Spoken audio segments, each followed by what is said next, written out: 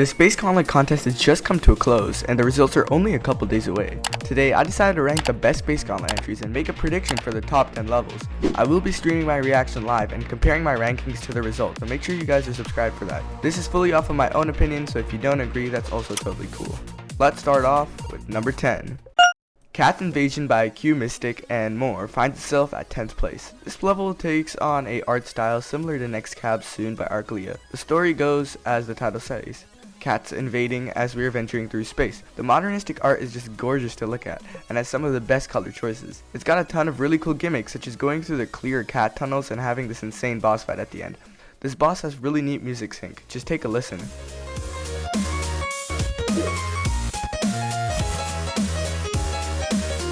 At the end, we finally escape this cat invasion to find ourselves in a city taken over by cats. The gameplay is a little hard to read, but we have practice mode, so we don't need to start complaining that isn't sight readable if you have the option to practice. Overall, Cat's Invasion is a really nice level, and I hope it makes its way into the gauntlet. At number 9, we have Out of Place by geometrydash. I'm so sorry if I mispronounced that. To start off, the style of this level is insane. It takes on a style of being line art and sculpture in a super unique way. The decoration feels consistent throughout the level since it's almost 4 minutes long. This level uses very neat gimmicks, such as the part where you climb on different bridges and an ending that is insanely cool with 3D perception. This level has a more slow and vibey take on the space theme, but that's what makes this level as cool as it is. The transitions in this level are done extremely creatively and have some of the best effects in the entire game, since geometrydash also made Pluto. To top it all off, this level uses an incredible song and some of the best song representation I've ever seen, but number 5 does a better job at song representation, but we will get to that soon. In 8th place, we have Final Orbit by Blee and MSM12. To start off, we have a full-fledged cutscene that lasts a whole 1 minute and 26 seconds, which made me question if this level was a movie. Absolutely not, as Blee and MSM cooked with this entry. The cutscene at the start feels super climactic, as we notice something is hitting our spaceship. Might add, the shading and details are insanely clean. Once the asteroid hits us, we are on our final orbit as we venture through meteoroids, and what?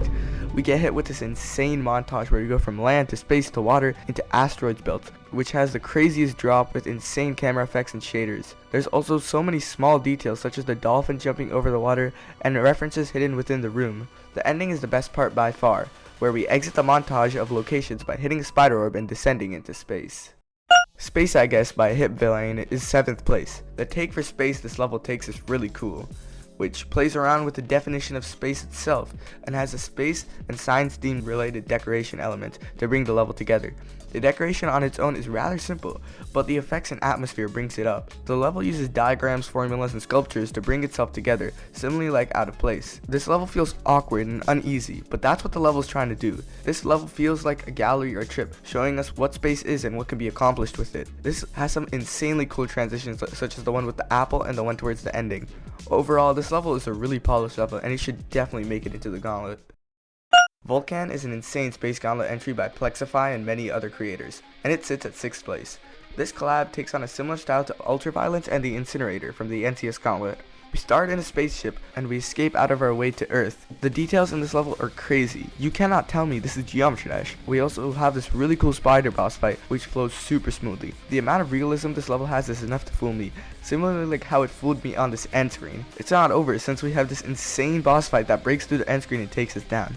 This level pushes it from 8th to 6th place. Not only that, we have an epic end screen. Words can't even describe how cool this is, just take a look.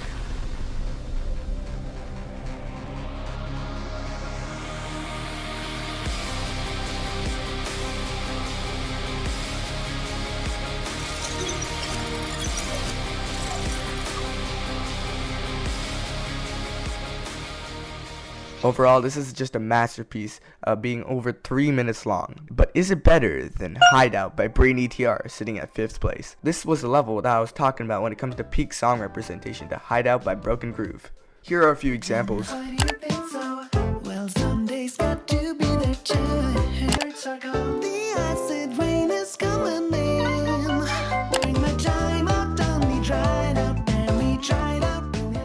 The level goes as you are escaping the Earth to find a hideout, since the Earth is burning down. The block designs and elements themselves are pretty simple on its own, but the level as a whole feels so satisfying to play. We escape the Earth successfully since we have a plan, and find ourselves cruising through space. We then find ourselves in a rocket ship ready to escape with very smooth movements. We then finally find ourselves on the moon, watching the Earth burn to this nonchalant song to find us a hideout on the moon.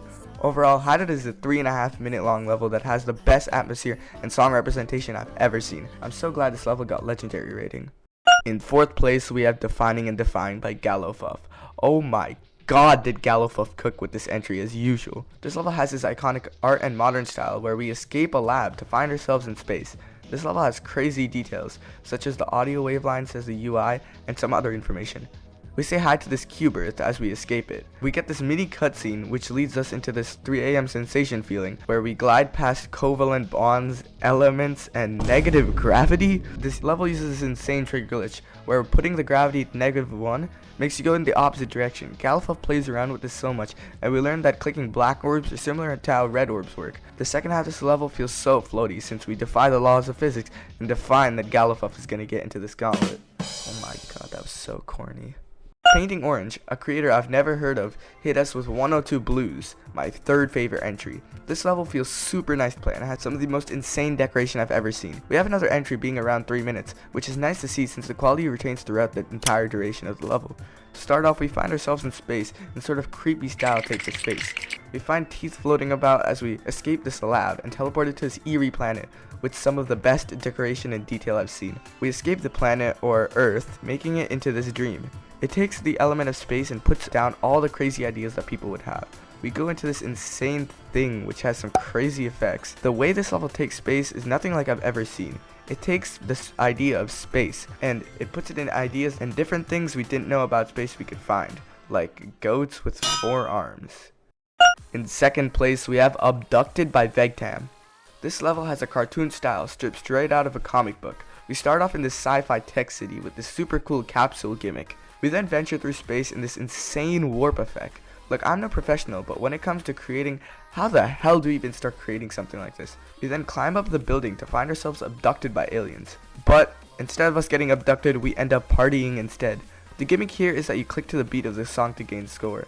And they say Geometry Dash isn't a rhythm game. A tiny detail I noticed while playing the level is that if you do good, the aliens will cheer you on, and if you do horrible, then they don't like it. I would have liked if this was 2 players since you could control each cube, but since Vegtam wanted this to be 3 stars, it was single player just to make it easier. This is not an issue, just like a really small nitpick. Small update after getting this far into editing the video. Vegtam said that he built the level this way so that it could be played either as a 2-star or a 9-star, which is a pretty cool thing on its own, so I just thought I'd mention that.